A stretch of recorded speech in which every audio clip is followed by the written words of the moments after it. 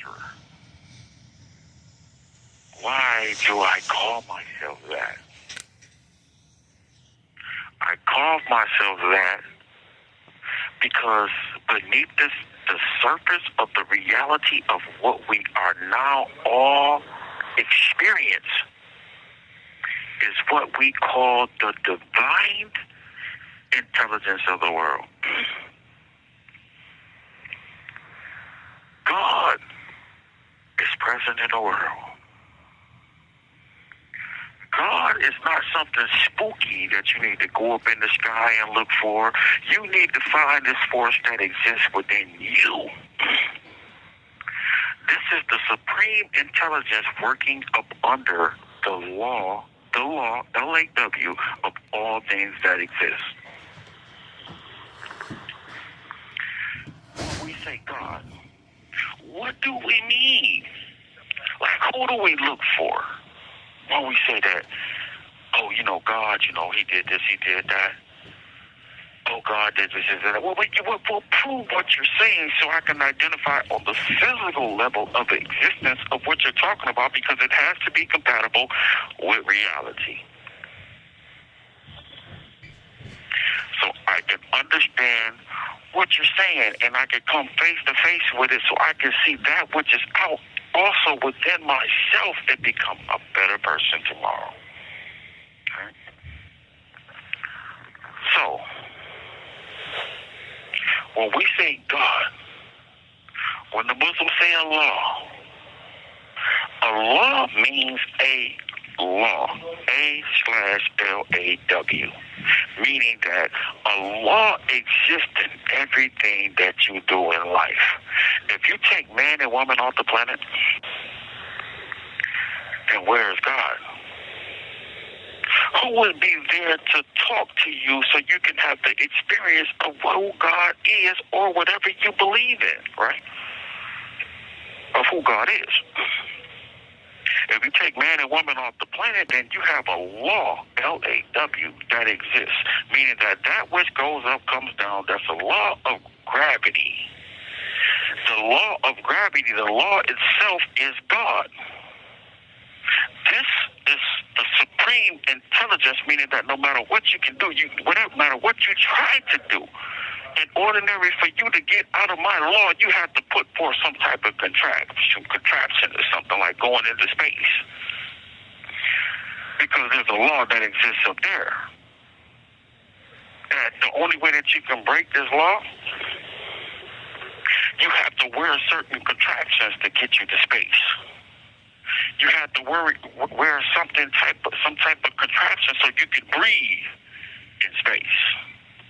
The law that governs that activity is God.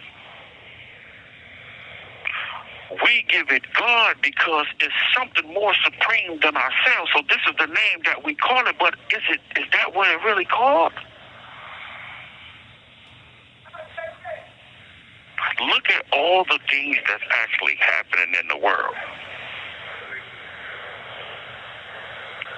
We say that God is love. God is love. God is everything. Well, then what we're looking at on TV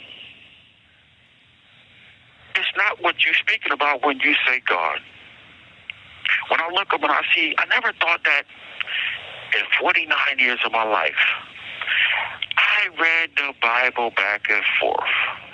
Boy, before I got to the streets, what I was speaking to y'all about, which we don't get to that part, when I got before the streets, I was in the Bible. I was always trying to learn the Bible. My grandma used to always be on me about the Bible, so I had to read it back and forth. In order for me to go outside and play and do these things, I had to read the Bible back and forth. I had to know the Bible. I had to learn the scriptures.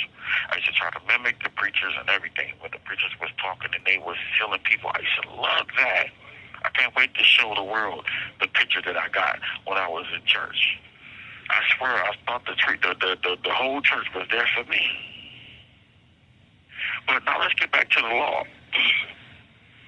See, it says in the Quran that when you say that it's bad, you say that it's from Allah. Even in the Bible, is good and bad. When you say consequences that is bad, that's from Satan. If you say this is from God, well, in the cross it said it's all me. No matter which way you go in life, there's going to be a consequence or a reward. But you have to understand the God that exists within you. Jesus was killed for that. Jesus was killed for that because imagine Jesus at the time when the historical Jesus came forth. He was saying that when you see God, you see me. The people at that time called that blasphemy because how dare you say that you are God? Jesus was only telling the people is that which I do is not of myself. Just like you right now. You want to do all this left side stuff, all this negative thinking type of stuff on the left side. But you say you put yourself to the side and say, no, I'm straight. I'm not going to do none of that. I'm going to strive in the right direction in life. So now your footsteps and everything that you've taken in life is not who you were in the carnal flesh of things in your carnal mind of thinking. Now the things that you're doing are of righteousness for yourself, your people, and your community. So now when they say, well, dang, say you're doing all this, what is this? Where is God that you worship? And you say, well, he's in me. That's the same reality that Jesus was talking about. He said, listen, I put the old self to death and allow the new self to rise up out of the grave of ignorance. The grave of not understanding who God is. I recognize God in myself, that I'm going to go to war with a government and show you how great my God is. But they say Jesus was before his time. So when the people ask Jesus, well, who do you worship? He said, I worship God, who is in heaven. They said, well, where is he at? Show us to him. He said, when you see me, you see God. Meaning that the old person that you once used to see is not the person that you see today. I am a new man in Christ. That every footstep I take, I am looking for God to make every right decision, because that right decision is what's going to bring me my rewards and me closer to my God that exists within me. So Jesus said, when you see me, you see God. They say, blasphemy. How can you say that you are God? Because he said, that which I do is not of myself. The people were lost. Well, how can you say that what you do is not of yourself? Well, who is it of? It's of the thoughts that God put in my mind to do for the benefit of myself and my community. God is the law. You can't get away from God. He's the supreme intelligence of everything. Just like anything I tell you of spiritual, I'm going to give you a physical counterpart to bear witness to the truth of what I am saying. Electricity. That's what we as a people are made of. We are made of electricity and matter and combined atoms in an electrical belt that connects everything to keep everything solid so God can express himself through the vessel of man and woman. Right? So now, electricity. Electricity is that which we call the spirit. Because that's what keeps us alive. If you try to defy what I'm saying and say, well, it ain't right, well, then let's talk about it on the surface of reality. Just like that stun gun they got. They got that stun gun because the people of this world knew that you ain't made of nothing but electricity. So they know that all they got to do is put the positive and negative wire in you and short circuit your whole circuit board and you fall straight on your face. If you have a problem with your heart, look at how God have utilized the doctors to be able to put the electricity inside of the heart, connect it. And the heart continues to live off the electrical current because the heart is only the physical matter of things, while the electrical current is that which keeps that which is physical alive. Right? So now, if we look in the form of a pacemaker, if we look in the form of a pacemaker, let's look how the pacemaker works. If the heart begins to have low pumping in itself, the pacemaker shocks the heart just like we do on the physical level of things when you need to jump my car because my car battery is dead. I hook my cables to your cables.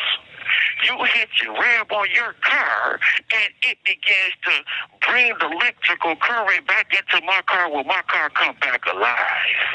If anybody in this world got anything to challenge my wisdom and my knowledge, please show and prove.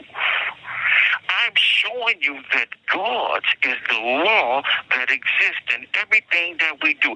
So as God inside of you,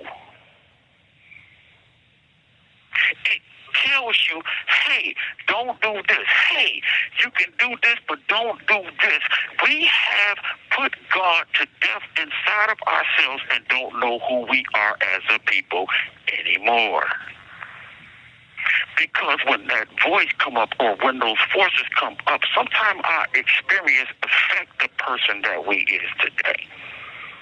We take the God voice and we misconstrue the wisdom with God voice, which we think that that's our voice, and we're playing with what's right and playing with what's wrong at the same time, and we end up getting sparked because we went outside of the law of God.